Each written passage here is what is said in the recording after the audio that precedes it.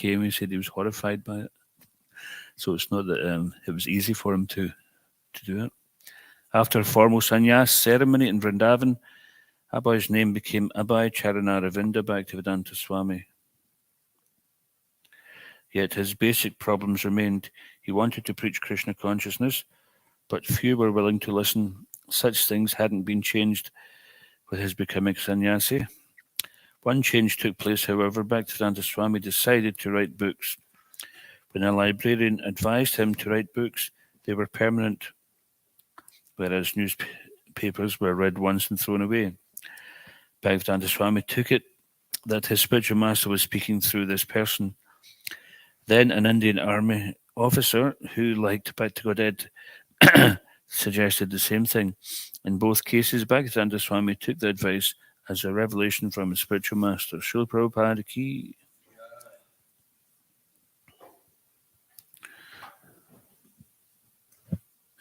Om Namo Bhagavate Vasudevaya. Om Namo Bhagavate Vasudevaya. Om Namo Bhagavate Vasudevaya.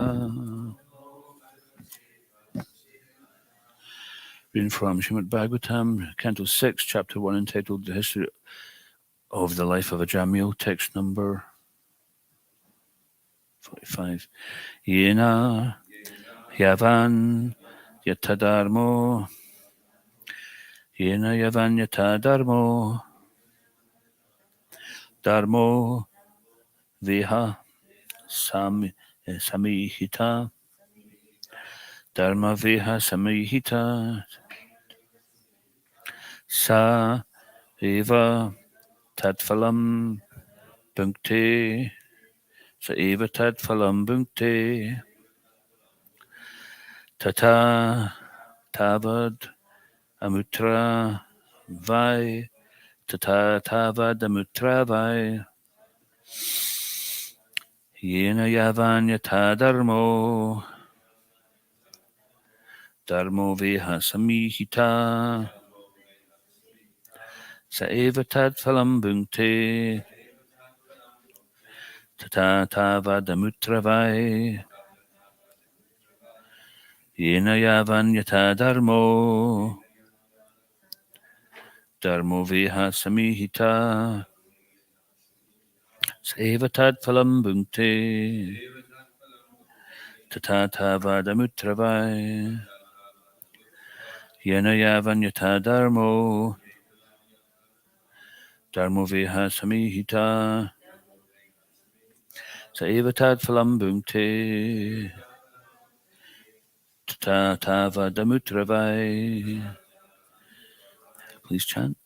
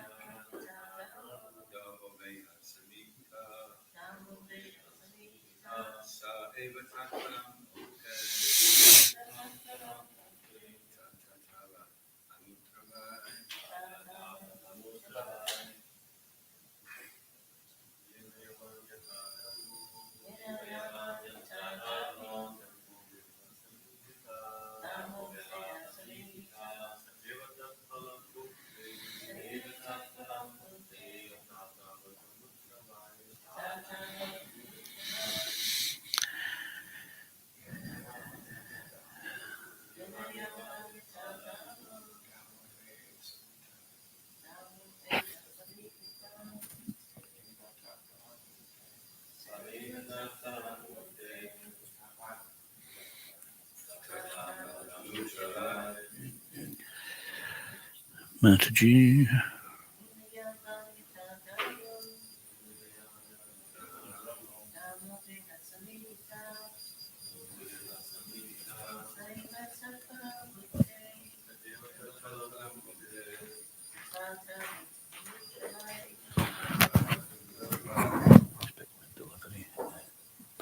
Make sure the back gates are open just now, please. Yena, by which person? Yavan, to which extent? Yata, in which manner? Adharma, irreligious activities. dharma, religious activities, va, or iha, in this life, samihita, performed, sa, that person, eva, indeed, tadphalam, the particular result of that, bhunkte, enjoys or suffers, tata, in that way, tavat, to that extent, amutra, in the next life, vai, indeed. Translation: in proportion to the extent of one's religious or irreligious actions in this life, one must enjoy or suffer the corresponding reactions of his karma in the next. Please repeat: in proportion to the extent of one's religious or irreligious actions in this life, one must enjoy or suffer the corresponding reactions of his karma in the next. Srila Prabhupada's purport, as stated in Bhagavad Gita 14:18, Urdvam gachanti sattvasta madhyatistani rajasa jaganya gunavrittista ado gachanti tamasa. Those who act in mode of goodness are promoted to higher planetary systems to become demigods. Those who act in an ordinary way and do not commit excessively sinful acts remain within this middle planetary system, and those who perform abominable sinful actions must go down to hellish life. Om Agana Tamarandasya Gananjana Shalakaya Chakshurmilitam Nena Tasman Shigurave Namaha Bakam Karoti Vachalam Pangam Lagayate Giram Yakripatamam Bande Shigurim Dinitarnam Jai Shri Krishna Chaitanya Prabhanitananda Shri Advaita Gadadhar Shiva Sadi Gaura Bhaktivinoda Hare Krishna Krishna Krishna Hare Hare Hare Rama Rama Rama Hare Hare.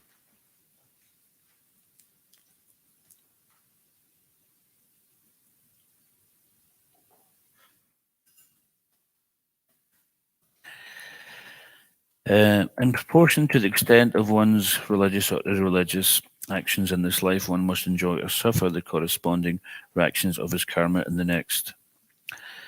So this word karma,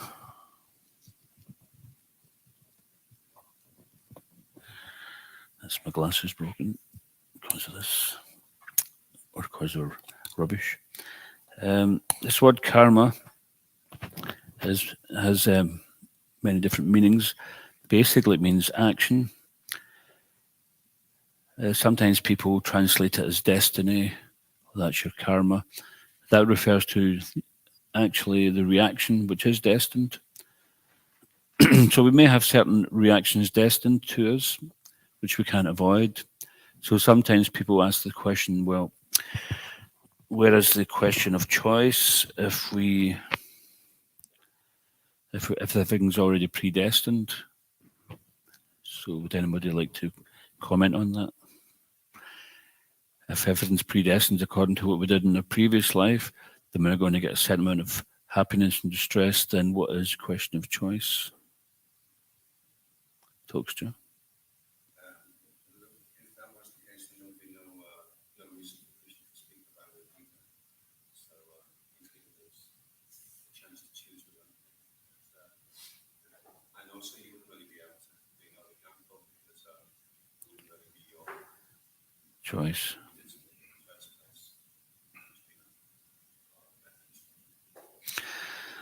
Yeah, that's good points.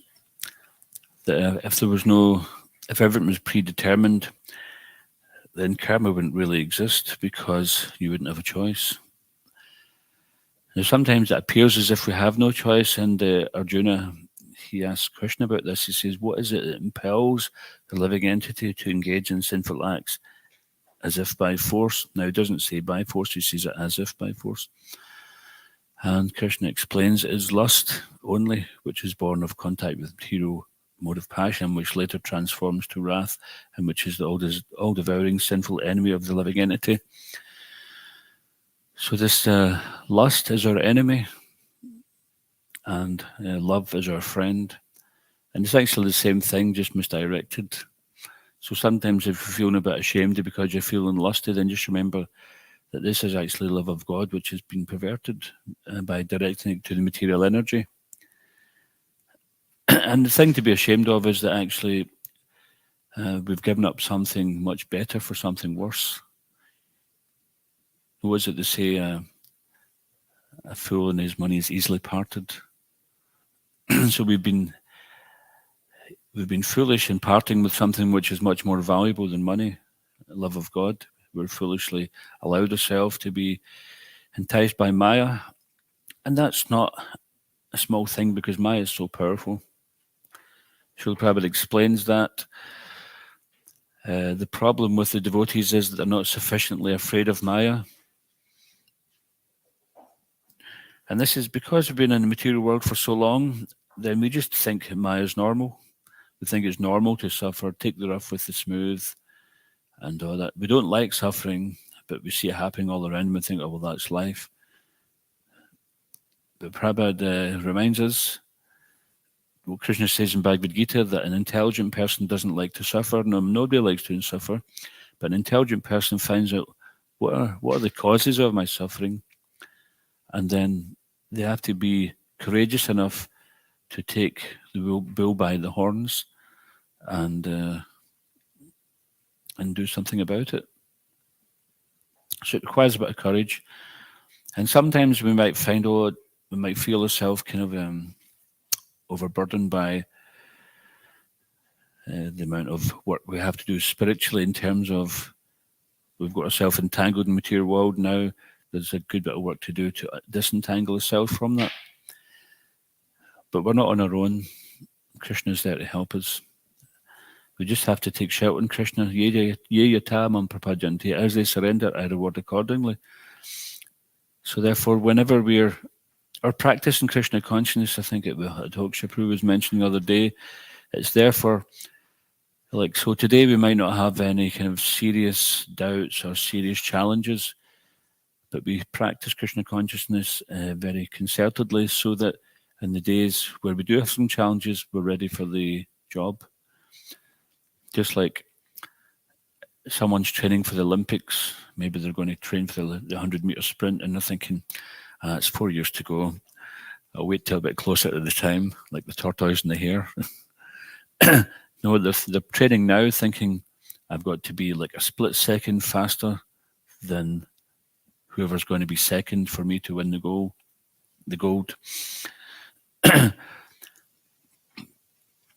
And so they're prepared for that. So similarly, the devotees, they're also our daily sadhana, our regular devotional activities are preparing us for the challenges which come, and there are challenges.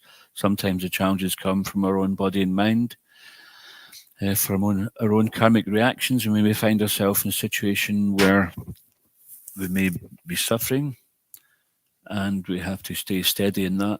Or we might even find ourselves, another thing which is distraction in material life is you come into some good karma. So say, for example, suddenly somebody leaves you unexpectedly, some forgotten relative sends you a couple of £1 million. You get a check and then you think, I could enjoy with this. Maybe I'll come back to Krishna consciousness later. So that's even a bigger challenge, isn't it? That's why when Krishna says, Matra Sparshastu Kontiya, we have to learn to tolerate Shitoshna, Sita and Ushna, the winter and summer seasons. So happiness and distress, Sukha Dukkha, are compared to winter and summer seasons.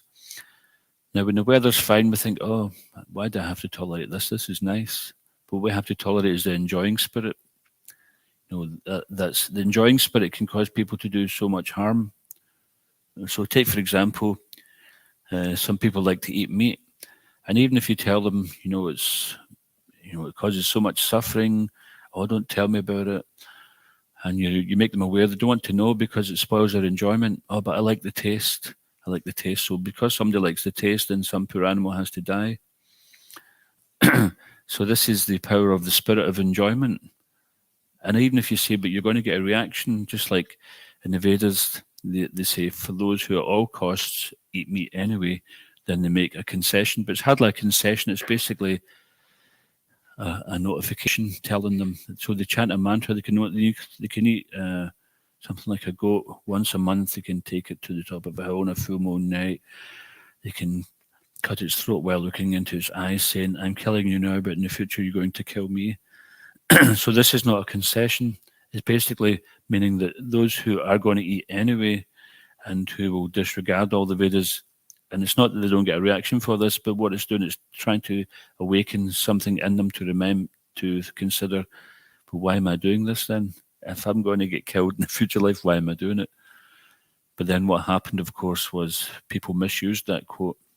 The idea of it was to bring about an awareness and consciousness of the people who are meteors to get them to stop. But sometimes people are so blinded by that that they don't even see the instruction which is there. Just like in the Bible, it says to kill an ox is as to kill a man, but people don't think, oh, well, I better not do it then. So, also in the Bible, when it's mentioned that the Lord hides his eyes from their bloody sacrifices. So this is not a Bible class, by the way, but I just thought it'd be interesting to say that. So this is the Lord is giving his instructions in various religious scriptures and to alert the people that, yeah, you have free choice. You can do what you like, but there is a price to pay. You can become, with human form of life, you have so much potential to do something really good, or you can do something really bad, or you can just do a bit of good, a bit of bad. Ultimately, the best use of the human form of life is to become a devotee of Krishna. So there's different types of karma. There's karma, which means action and reaction, but actually it refers to karma as in prescribed work. So in the Vedic literatures, they talk about activities which are prescribed for elevation to heavenly planets. But still, within the heavenly planets, Krishna reminds us, in the heavenly planets, in all the planetary systems, that they're the whole material universe or world is known as Mrityu Loka, place of birth and death. So death takes place even for the demigods. It may appear like an inconceivable long period of time, just like our lifespan to a one-day insect. They can't conceive of it. But when it's over, then it doesn't matter how long it was, it's still over. Or if you take birth as an insect and it's over in a couple of days. But still, so whether we're in one species or another species, then it's all temporary. We're just inhabiting a particular body.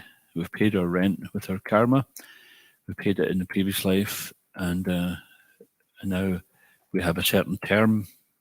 That's the contract. This body is the contract of the term which we are destined. What we do with it, that is a choice. So one may be in a suffering condition, one may be in a materially fortunate condition, but it's how we utilize that. As a devotee, then our goal is not to let either suffering or enjoyment sway us from our determination. So there's that verse, Bhoga Aishwarya Prasaktanam Tayaparita Chetasam. Bhoga and Aishwarya, so sense enjoyment and material opulence, Aishwarya, like the other day we were talking about the 6 opulences of Krishna. These are called the sad Aishwaryas, or the 6 opulences. So if one is attached to Bhoga and Aishwarya, sense enjoyment and opulence, then the resolute determination to perform devotional service doesn't take place. Yet, in the life of a devotee, we don't have to be searching for enjoyment because we know it comes of its own accord. And as far as suffering is concerned, we try to avoid the causes of suffering. And when suffering comes as a reaction, we accept it as Krishna's mercy, because Krishna just simply gives us a token of what we're destined. So there's also, so the devotees when they perform their activities for the pleasure of Krishna, that's called akarma or naish karma, which means actions which have no reaction. So everything, karma bandhana, we're bound. This word bandhana, Sanskrit word, the word bondage or bound comes from. So in the material world, everyone is bound by their karma, by their actions and their reactions, except for the devotee. So just as Krishna is never subject to the creation, those who take shelter in Krishna are also never subject to the laws of the material world. And whatever residual karma they have left, which is burning off, it's just considered to be like you have a fan plugged in, and when you unplug the fan, then there's some momentum where the blade still keeps spinning. But as long as you leave it unplugged, it will slow down and it'll stop. So similarly with us, as long as we don't re-engage in karmic activities, particularly V-karma. V-karma means forbidden activities. So these are more the specifics, and even more so Ugra karma. Ugra karma means horrible, unbeneficial works meant for the destruction of the world. So certainly we want to avoid V-karma and Ugra karma. When one engages in too much of these two, V-karma and Ugra karma, then one loses the good fortune of the human form of life. One is demoted to lower species where they live a much more fearful existence and they don't have the opportunity to choose. Human form of life is a great benediction where we have choice, but with that choice, which is freedom, of course, comes responsibility and accountability. So when we're responsible, then we're accountable. The animals, they're simply following their instinct. And instinct is actually another function of the Supersoul Krishna within the heart of all living entities. He's directing the wanderings of them all. And the law of karma has been set in motion to mete out the reactions of every living entity to the nth degree. It's interesting that people think, well, why this person suffers? They were such a nice person. Why did they have to suffer? And then also looking, thinking, why is this bad person getting away with so much? But that's what we're seeing just here and now. It's like a snapshot of what's happening, but we're not seeing what they're doing. So therefore, a devotee is compassionate to everybody because he's seeing the people who think they're enjoying now and are paving a way for their future suffering. They might think they're enjoying. If we think we can see, okay, right now in this instant, they may be enjoying. Compassionate thing is they're in ignorance. They don't realize they're paving a way to a lot of suffering for themselves later. By the suffering we cause to others now, we cause to ourselves later. But still, even if we have done, Krishna says in Bhagavad Gita that even if you're the most sinful of all sinners, and you're situated in the boat of transcendental knowledge, then you become indifferent to all this, what has been seen, all has been heard. So basically what he's saying there is that when we come to the platform of pure consciousness, Krishna consciousness, and we reawaken our original consciousness, then that consciousness is pure, and we're purified by Krishna consciousness. Then we're no longer bound by these reactions, and that is the only way to become free from it. Simply by thinking we could do a good action to counteract a bad action, it doesn't actually work like that. It's just like, say you go and park on a double yellow line in the high street, and then traffic warden is just about to put a ticket on. You say, look, I'll put an extra tenner in the meter. And you say, no, too late. You've broken the law. You can put money in the meter now if you like. So the good and the bad, they don't really outweigh each other. You get the good for the good and the bad for the bad. Unfortunately, people don't know what is good and what is bad, what is to be done, what is not to be done. And sometimes they don't want to know because they don't want to be accountable. They don't want their enjoyment to be interrupted. But it will be at the time of death. Just like the devotees had a place in New York and they had a rooftop garden, and Prabhupada was meeting with some prominent scholars, some of them who were atheists. And Prabhupada was speaking about Krishna consciousness, and then one of them, who was kind of spokesman for the rest, says, well, we don't really believe in God. And Prabhupada just laughed. He says, well, you might not believe in God, he says, but that does not mean he does not exist. He says, but for you, God will come in the form of death and take everything away. Finished. And then they weren't so smiley after that. But Prabhupada was not trying to be smart, of course. He's trying to indicate to them that you're putting everything into this one life, and then at the time of death, it'll all be finished. It'll all be taken from you. The whole empire you built for yourself. Just like just now we have this Ukraine situation going on, and someone's thinking somehow or another they're going to make some big gain by invading another country. And even if they apparently do get some gain, it's going to get lost. How long have the humans been playing this game for so many millennia? They draw a line in the sand and they say, well, this is mine. Don't step over it, or else I'm going to hit you with a rock. Now I hit you with a club. Now it's a bow and arrow. Now it's a gun. And now it's a nuclear bomb or whatever it is. It's just, Prabhupada says this is not advancement of civilization. It's the same thing. It's a defending principle. And Prabhupada also sometimes calls it fearing, eating, sleeping, mating, and defending, or eating, sleeping, mating, and fearing.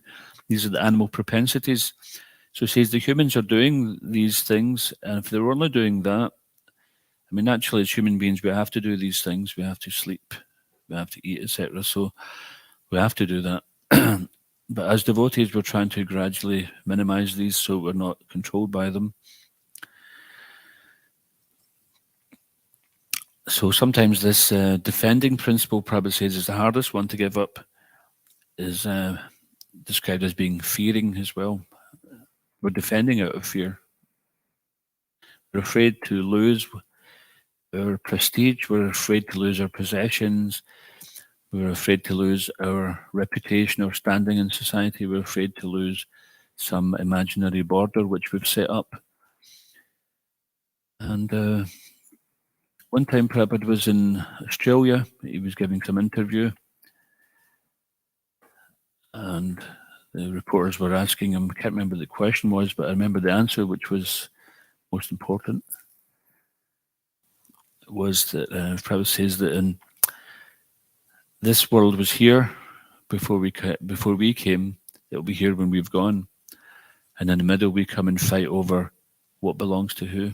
This is mine, this is yours. So we have this false concept of proprietorship. So the only way to peace in the world really is to understand that none of us are proprietors. Krishna is the supreme proprietor. Bhoktaram Jagatapasam Sarvaloka Maheshwaram Suridam Sarvabhutanam Gyatvam Shantam Richati.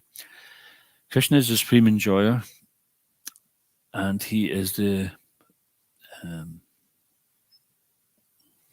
Sarvaloka of all worlds. Maheshwaram, he's the Maha, the great controller, Ishvara. We all have a little bit of Ishvara in us. We have a little ability to control. Especially in the human form of life, we have quite a great ability to control. Sometimes they say, like, just if you didn't have your thumb, then the human civilization wouldn't exist as it does, because sometimes we don't really consider it, but the thumb is something quite valuable in the human form of life to manifest so many things.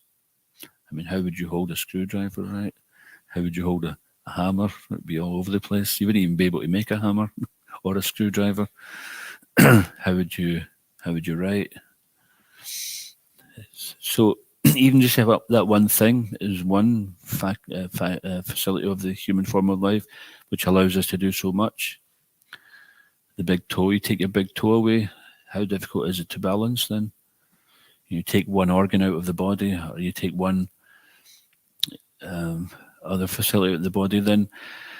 So the human form of life is actually a very, very valuable tool for the spirit soul to utilize, to be reawaken its original consciousness.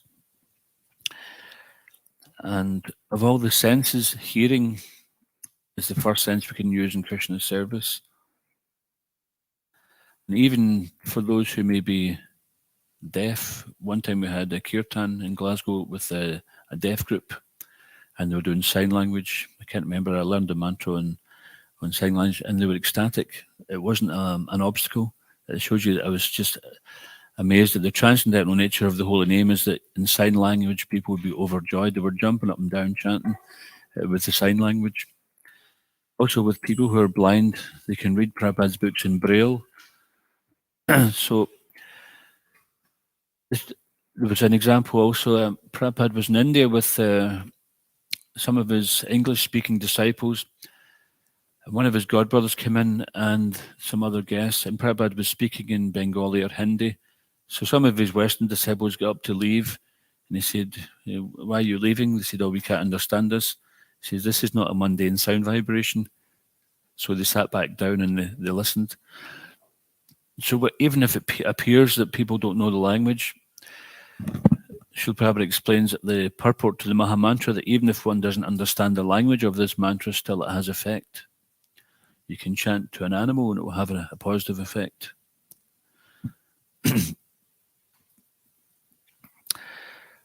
So this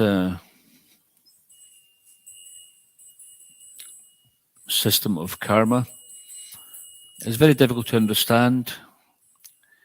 Krishna explains in Bhagavad Gita that we shouldn't try to trace back what we did. Say we walk out the temple just now, we trip over and bump our head. We think, oh, that must have been because of this or because of that. We don't know. It could have been something that happened lifetimes ago. It could have been so many things. So we shouldn't try to work out. He says the intricacies of action and reaction are very difficult to understand. So we shouldn't try to waste time of it, but we should just understand that it is there. The law of karma does exist. Even some people, sometimes they think, oh, what, something happened to them, they think, oh, what did I do to deserve that? And it's natural to ask that question. People ask that even without the knowledge, because the knowledge is within them, it's intrinsic. But the way the material world is set up is such that it will help us forget. It's set up to help us forget Krishna and to help us to forget the truth, which is that we are eternal spirit souls. We have nothing to do with this material world. We are a fish out of water, and we cannot be satisfied in this world. But still, the illusion is that we think we can be. We're taking this temporary manifestation of the material world to be the all in all. And therefore, we are afraid. We're fearful to maintain this life. We're fearful for the planet, fearful for so many things. But when we realize that we're not this body, we're spirit soul, or at least we can theoretically understand that, and we know that there is a world beyond this which we can aspire for. And we can begin to experience it even in this life as we engage in devotional service. Then our old enemy in the form of lust, which is insatiable, that starts to die down. And our love for Krishna, love for Krishna's devotees, love for anything related to Krishna, then that starts to become more attractive than anything the material world has to offer. And it's natural because our true nature is to be a devotee. It's not that we have to learn something is unnatural. The material world is that Prabhupada refers to as the second nature. So we do things out of second nature, just like we may have so many idiosyncrasies or habits or tendencies. We just do it without thinking, and other people notice it, but we don't. And sometimes we find it difficult to tolerate other people's habits, idiosyncrasies, and we're forgetting that they also have to tolerate us. This is a good way to learn tolerance, is to remember that people are tolerating you. Maybe they have a harder job than you think you have.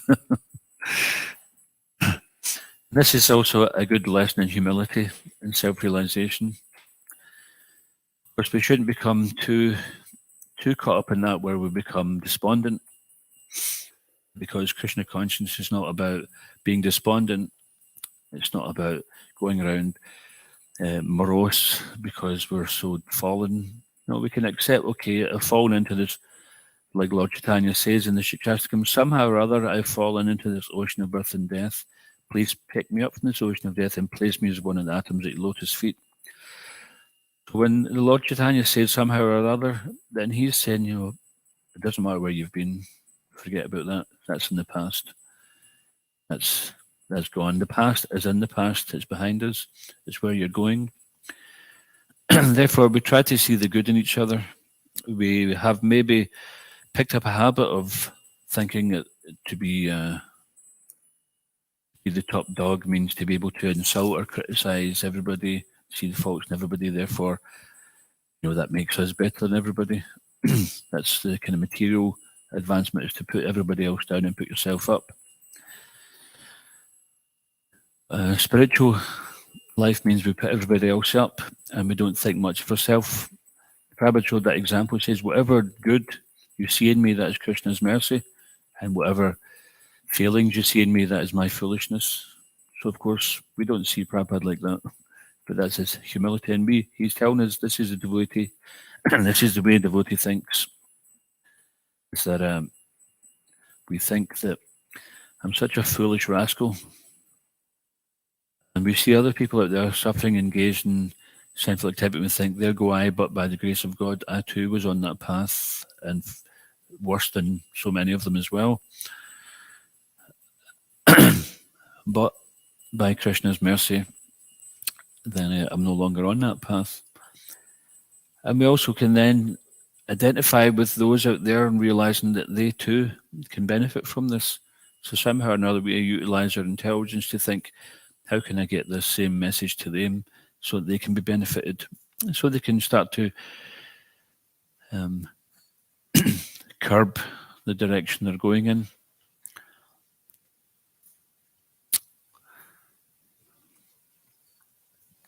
So ignorance is the cause of suffering. Ignorance of what this action and reaction law of karma is all about. When people are in ignorance of that, they think, oh, as long as I'm having a good time, if it feels good, do it. As long as I'm having a good time, that's okay. But we don't. Devotees are going by their intelligence. They're not just going by their feelings. If you go by your feelings, it means we're being ruled by your emotions, by your mind, by your senses. That's not the higher form of life. The higher form of life is to utilize intelligence.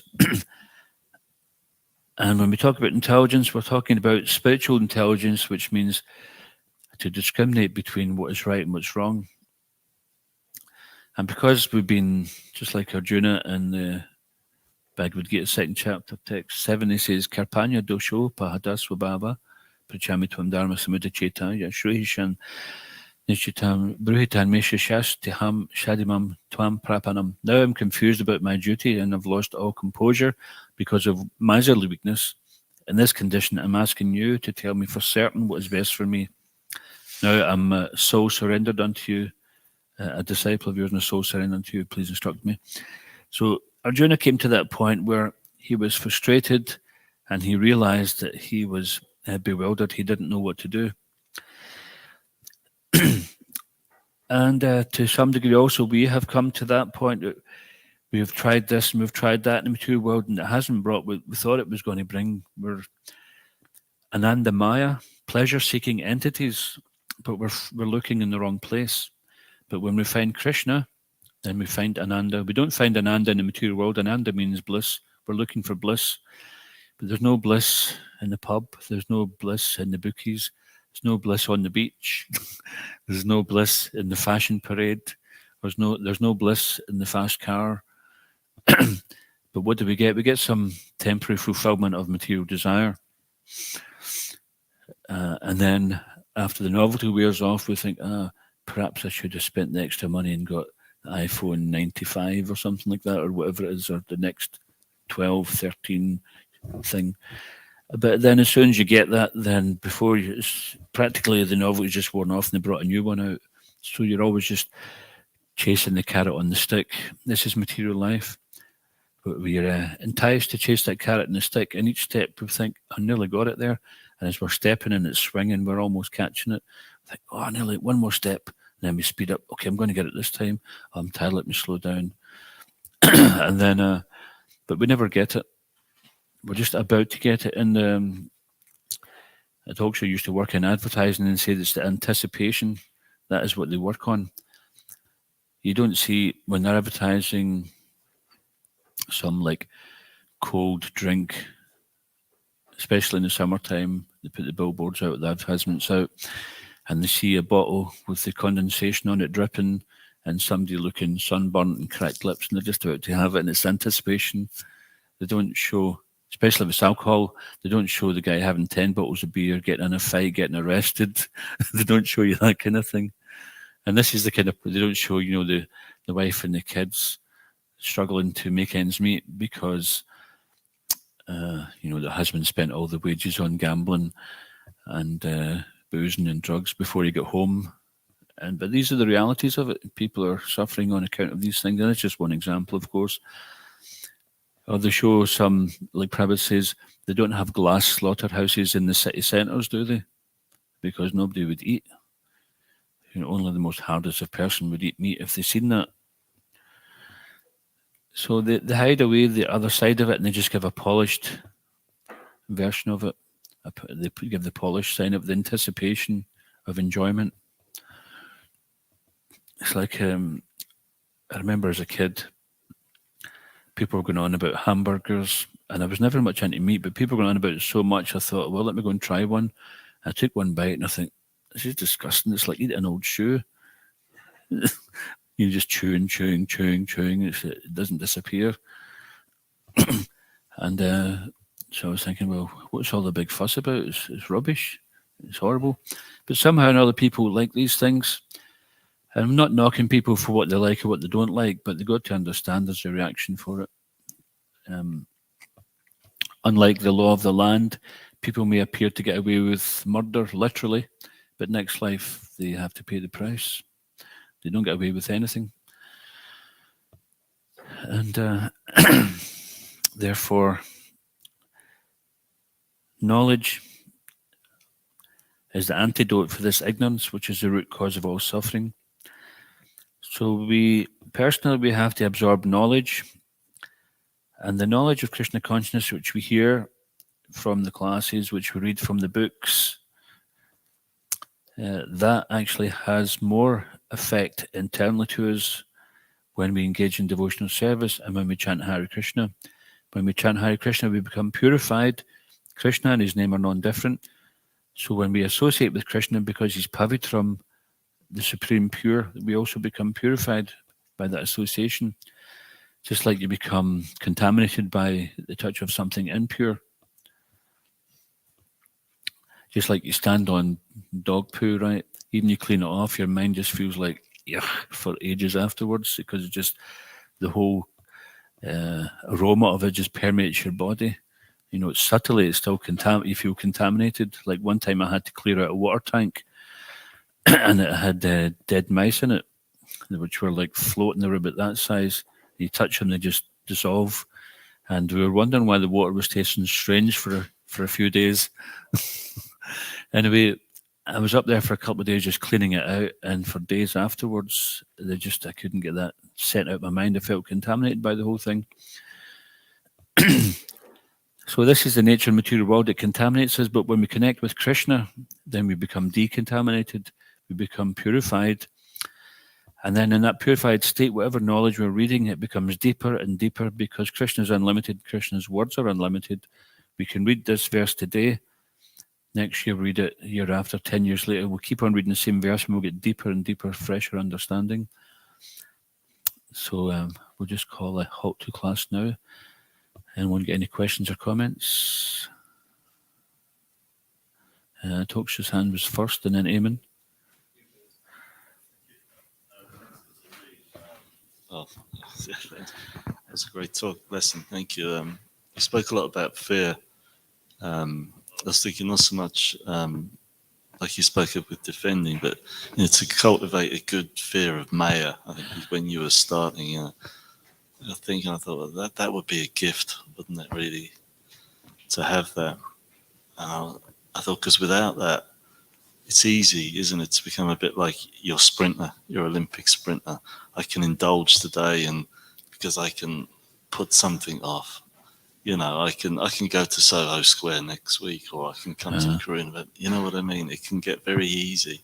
But with fear, if you have a genuine, deep-seated fear of the illusory kind of sensory life, you know what I mean? Instead of thinking, well, I can indulge myself today and I can get serious again tomorrow. It's not a question. I was just thinking it would be to have that fear of Maya. You know what I mean? Would be a great thing. It's a healthy fear. Healthy fear. Yeah, It's a absolutely. healthy fear. Yeah, so that's Prabhupada said that practically everything can be used in Krishna's service except for envy. Envy must be giving up. We must give up envy. But fear can also be utilized in a positive way. A healthy fear means to be afraid of doing something which is going to bind us to this material world, or which is going to take us back into everything we'd given up.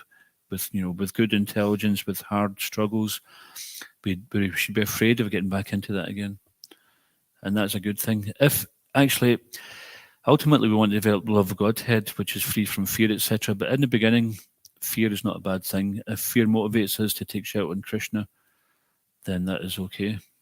But it's not necessarily that we're going to be eternally afraid of Krishna or afraid of the reactions. It's maybe just an initial motivation, and that can be a useful tool. Talks to you. Okay. Well, actually, to resonate on the fear point, it's interesting that material attachment is broken down into 3 things. Srila Prabhupada says in one of the purports in Bhagavad Gita, and one of them is fear of a personal identity. Mm-hmm. So we're afraid of. I heard that Carl Jung was saying as well. We're afraid of our dark side. We're even more afraid of the light side. We're more afraid actually of what our real potential could be. So, but if we face that fear, then that overcomes all other fears are kind of like subdivisions of that original misidentification. Because if you're not identifying with the body, there isn't really anything to be afraid of, isn't it? Because the soul can't be cut, it can't be withered, it can't be blown around by the wind, can't be blown up by a nuclear bomb, can't be shot by a bullet. So that's the real fear, isn't it? Yeah, and this point you were making about fear of personal identity. Fear of personal identity. Prabhupada, therefore, the people become impersonalists. They want to merge ultimately. So this is basically in Maya, we're sticking our head in the sand, thinking that we're doing so much, whatever it is we're doing, and we're just going to enjoy. And we're sticking our head in the sand, not thinking that the reaction is going to come and hold us accountable. Yeah. And impersonal liberation is the ultimate sticking your head in the sand, because it's like, let me hide in this impersonal Brahman, rather than let us hide our head under the sand, or let us hide in sense enjoyment, let us hide in the Brahman. But I don't have to be remorseful that I've given up Krishna's association, or recognize that I'm a person. And because people have so many bad experiences of personal relationships, then they want to give up being a person. But ultimately, it's not possible, because we are all individual persons. And also, Rupa Goswami and Anyabilasita Sanyam Jnana Kamanya Avritam. And the jnana is to merge into the Brahman and not be held accountable anymore. To be liberated, to just be free from any cares and worries. So that if you have that intention when you're doing devotional service, then that's an impediment, that's an impurity. You won't be able to render pure devotional service because you have that intention to become carefree. And some people are like that. They think, oh, I want to go and go to the temple because it'll be such a nice holiday and I can float around being carefree. But that's not what Mother Yashoda is not carefree. She faints in anxiety after Krishna being in the Kaliya lake for 3 hours. She's just about to lose her life, and then Krishna thinks, I better pop up now before she dies, So we're not exactly free of her. The other comment I was going to make was you were saying about believing, and Krishna doesn't ask us to believe in the Bhagavad Gita. He asks us to perceive. So believing, you can believe lots of things, but it doesn't mean you're going to change. You can still be the same. You can believe it's good to be kind and still be really horrible to people. But if you become conscious of Krishna, if you perceive Krishna as a reality, then that will intrinsically change everything else. The whole ball game will change. Correct. Iskon Guruvanda ki, Srila Prabhupada ki, Untitled Srimad Bhagavatam ki, Untitled Premanande.